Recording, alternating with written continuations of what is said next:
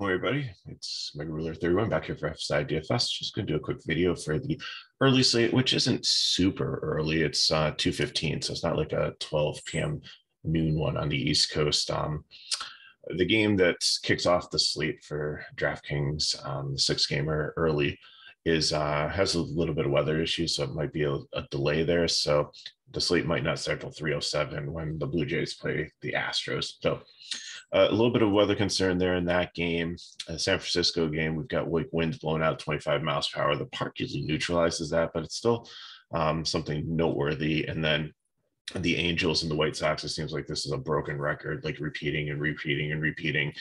Risk of the game getting rained out in the middle of it there. They'll probably start okay, but I don't know if they'll make it through all the innings. So starting pitchers could be a bit risky there, and especially the bats might only get like 5, 6, 7 innings there. So looking at the slate, we'll just go game by game quickly.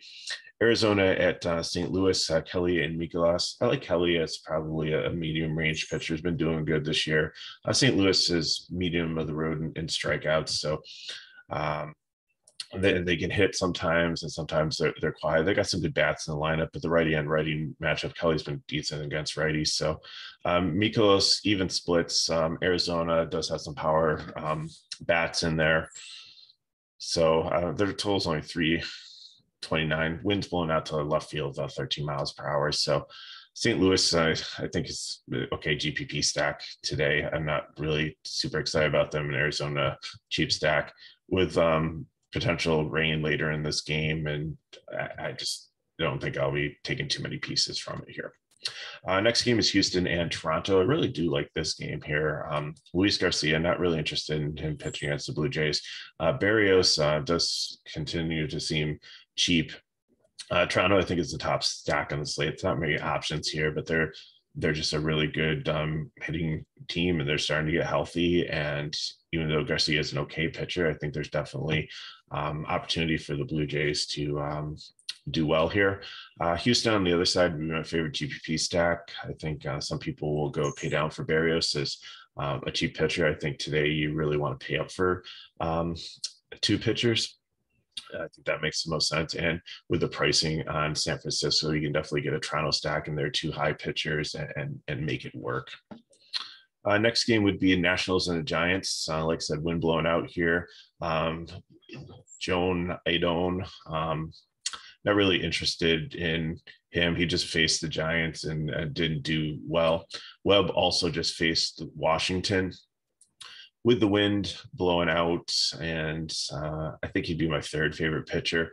Washington really has actually 18% strikeout rate in the last 14 days, like lower than the Mets. So K upside is I'm a little bit scared on. Webb has started off the season really well. He's done really well with that. So I don't think it's going to I think he's definitely playable, but I think I prefer Beaver and McClanahan above him. So it'd be my third pitcher there.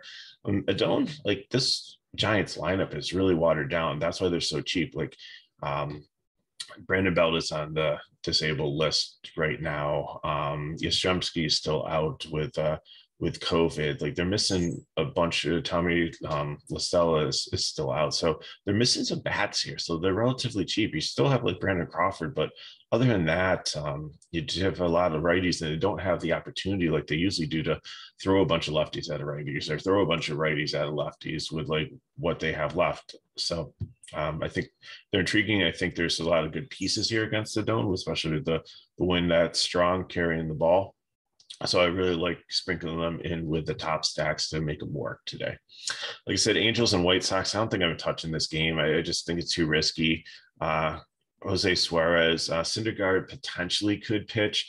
He had like a stomach illness or something yesterday, so he got bumped. But I think most Major League.com and most sites have Suarez pitching. I think DraftKings still has Syndergaard as the starter, but we'll see. Either one I'm not interested in. And Vince Velasquez is not a good pitcher either. So if this game does play, I think the Angels would be my third favorite stack there, and the White Sox probably the fourth, because I just think both offenses have a lot of potential. But just if this game's going to be in risk and you're only going to get like 2-3 at bats out of the guys, it's not worth playing. Guardians at the Athletics. Beaver against Cole Irvin. Beaver, I think, is a great spot here. Athletics have been top 5 in K rate recently. Really not hitting well. Super low total for both sides here because Cleveland hasn't. So I think Irvin could be a sneaky play also if you're paying down for a pitcher. If you're betting right now, I'm looking at it, looks like it's like a 3.62 total for Cleveland. I bet the over on that. I think they'll probably do better.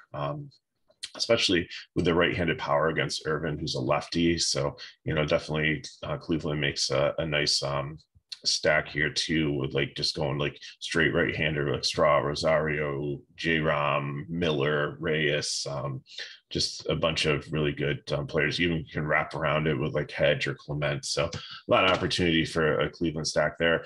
A's, I think, maybe a leverage stack against Beaver, but other than that, I really wouldn't play them. Not worth it there. Then finally, we have the Twins, Tampa Bay, with Chris Archer, revenge game. Like he was on Tampa Bay like years ago, like I think the late 2000s, where he started his career. Not the same pitcher he was back then. And McClanahan's just been really, really good this season. I know Minnesota has some right-handed power there, especially with Buxton, but I definitely they've been they're in the higher half in strikeouts, but not like in the top 10. But I think McClanahan definitely goes out there and can shut them down. Tampa Bay is a good pitching ballpark. Archer on the other side, Tampa Bay has actually had a decent K rate and up in the top 10. So if you're looking for a cheap pitcher, it's pretty much here Barrios. And I think if you think there's a lot of ownership on Barrios, Archer would definitely be a play that you look at. So let's look at a couple lineup builds and we'll get you on your way for your Saturday. First up, like I said, I'm paying up for pitchers. I'm taking Beaver, I'm taking McClanahan. If you want to play Webb in there, I'm fine with that too. But I think that these guys with the strikeouts that the teams that they face provide for them are better situations for Webb, and the wind concerns me a little bit there too in San Francisco. For catcher, I'm punting Castro works there if Pinto is there for Tampa Bay works also. I don't really see a catcher that I really love to pay up for today. I think Collins is always in play. He's got the splits advantage being a lefty there and usually bats high in the Blue Jays order, but he's getting kind of expensive to make things work.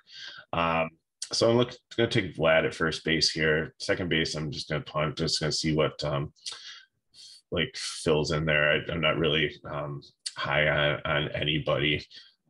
So going with Blue Jays or San Francisco, Flores works. He's been hitting well, both righties and lefties recently, not too expensive. Chapman on the Blue Jays also there. Then Crawford, Brissett. So if you want to go more San Francisco, if you want to go more Toronto, whatever your preference is. Luis Gonzalez leading off and Ruff, pick between them. I don't know if I'm going to play both outfielders for San Francisco. I might just have to pick between them and then Springer, and then that might leave me space for like Timo Hernandez or one off at in the outfield to play there. So I think that's where I'm going to cash. For GPPs, like I said, Webb I think is a good pitcher. I just don't think there's as much K upside for him. So, but Kelly I think is good against St. Louis. So he seems to have had a solid start for the season. Just waiting for the regression to come, but it doesn't seem to be there. I think he's solid. I don't think he's elite, but I think, with St. Louis being primarily a righty lineup and him being good against righties, I think he'll be fine there. If St. Louis gets anything, it'd probably be more the bullpen. So again, I'm punting on catcher, and then I am playing Houston stack. Bregman, Alvarez, sorry, I misspelled that there. I don't know who Eltez is. McCormick and Tucker. And so then you got to just decide who the fifth one is. And there's a lot of choices. There's Castro if you want him at first base. I think that's an option. There's a 2K first baseman like batting seventh that they had yesterday as a potential option to minimum price. Meletizovic, something like that. JJ Meletizovic. And then you could also play Gurriel, who bats fifth at first base if you have some money to pay up for him there. And then who to fill in with, like Tampa Bay is decent if you want to go just like two players there low at second base and Franco at shortstop or whoever, you think fills in those spots the best there. But I think, Houston is the primary GPP stack that I want to play, and I want to, I'll pay up for Webb and a GPP, and I think Kelly is a decent pitcher there. You could throw Archer in there too if you want to try to save a little bit also. So that kind of wraps up the early slate. Stay tuned to the channel. We'll try to get out a main slate video too. I appreciate you watching. If you have any questions, put them down in the comments below. Reach out to me on Twitter at meguro31. If you want more information on FSi DFS, check out the description of the video, and all our links are there to the bio, in the bio, to like the website and to our Discord. So thanks again for watching. Have a good Saturday.